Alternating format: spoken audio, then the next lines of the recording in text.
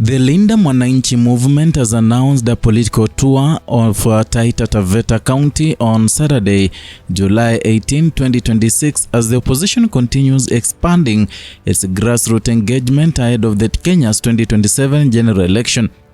The announcement marks another step in the movement's nationwide mobilization strategy as it seeks to strengthen its presence across different regions while building support more than a year before Kenyans return to the ballot. With the political activity steadily increasing across the country, the Taita visit is expected to become another significant chapter in the opposition's ongoing public outreach campaign.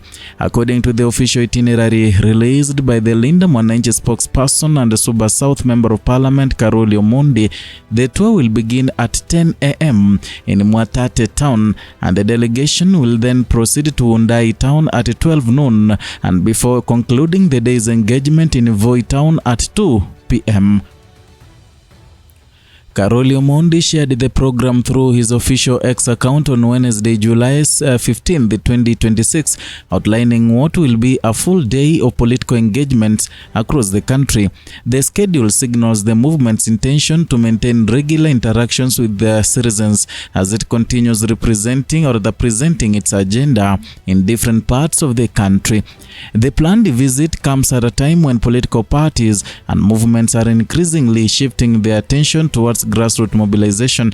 Although the 2027 general election is still more than a year away, many political formations have intensified county tours, public rallies, and community meetings as they position themselves for the next electoral contest. For Linda Mwananchi, the Taita tour represents the latest stop in the expanding national campaign, and the movement has already held similar engagements in several counties, including Kisumu and Laikipia, where its leaders have addressed residents on political governance and also national issues. The continued county tours demonstrate the movement's strategy of reaching voters directly rather than relying solely on national events. By moving from one county to another, its leaders hope to broaden public awareness of their agenda while strengthening local support networks ahead of the election period. However, the announcement of the Taita rallies comes only days after the movement experienced significant disruptions during separate political events held on Sunday, July 12, 2026. And those incidents drew national attention after meetings attended by opposition leaders descended into chaos, forcing some politicians and supporters to flee as violence erupted. One of the most dramatic incidents occurred in Nyahururu, Laikipia County, where members of the Linda Mwananchi movement were forced to abandon their rally after suspected goons reportedly invaded the gathering. Among those affected were Murang'a Governor Irungu Kang'ata, Vihiga Senator Godfrey Ososi, and the Linda Mwananchi spokesperson Karoli Omondi. As the situation deteriorated, the leaders were forced to leave the venue for their own safety, while confusion unfolded around the meeting. The disruption added to growing concerns about political intolerance as campaigns and also public mobilization activities become increasingly frequent across the country. Following the incident, leaders associated with the movement blamed what they described as the use of goons and police to interfere with their political gatherings. Those claims were presented by the opposition as allegations, with the leaders insisting that they could continue holding public meetings despite the disruptions. They also reaffirmed their political objective of seeking to unseat President William Ruto through the democratic process during the 2027 general election, saying they could not abandon their campaign despite the challenges they have encountered.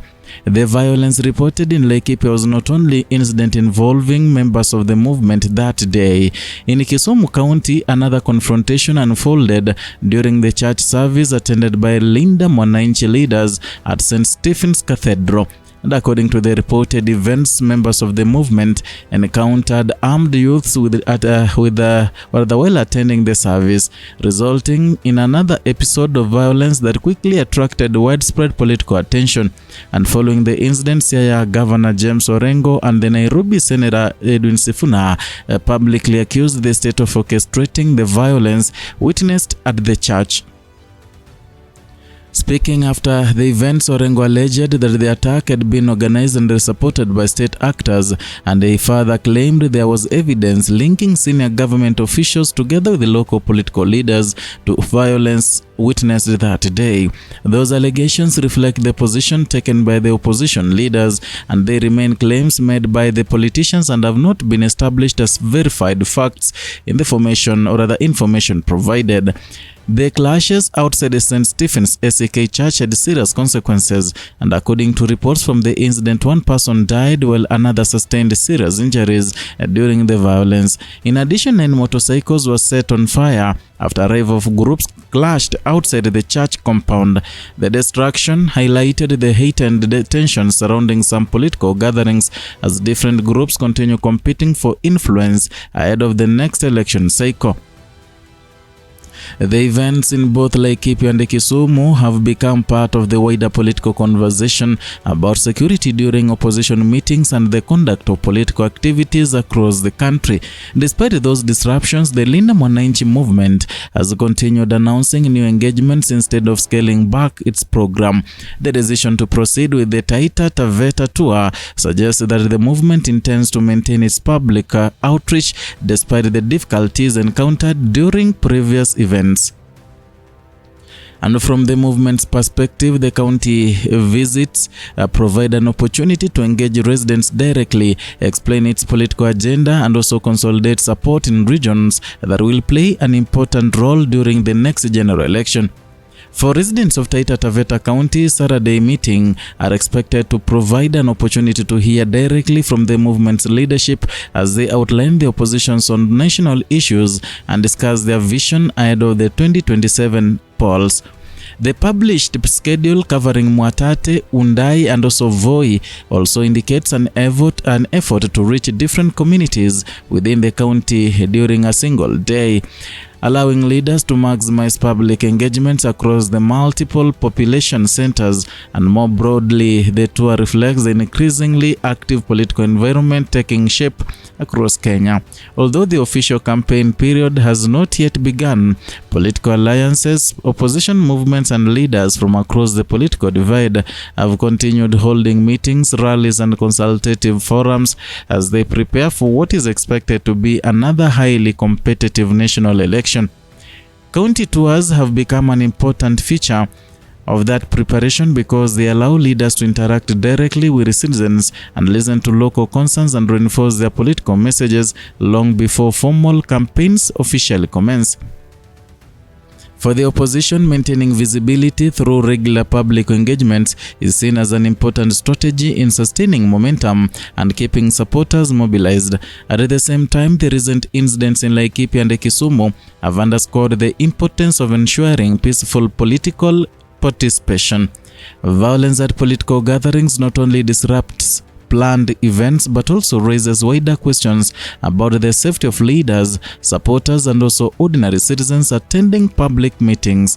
And as political temperatures gradually rise, many observers will be watching closely to see whether future engagements across the country proceed peacefully and whether competing political groups can conduct their activities without confrontation. Against that backdrop, the Linda Mwananchi Caravan will now turn its attention to Taita Taveta County on Saturday, July 18th, where leaders are expected to continue their grassroots mobilization through scheduled stops in Mwatate, Undai, and Voi. The tour represents another milestone in the movement's ongoing campaign to expand its national presence while maintaining direct engagement with voters ahead of the 2027 general election. At the same time, it follows a week marked by disruption, competing political narratives, and renewed debate over the security of political gatherings as Kenya's political landscape becomes increasingly active. What are your thoughts on this development? Share your views in the comments section below, and if you enjoyed this report, don't forget to like, subscribe, and turn on the notification for more in-depth political news analysis.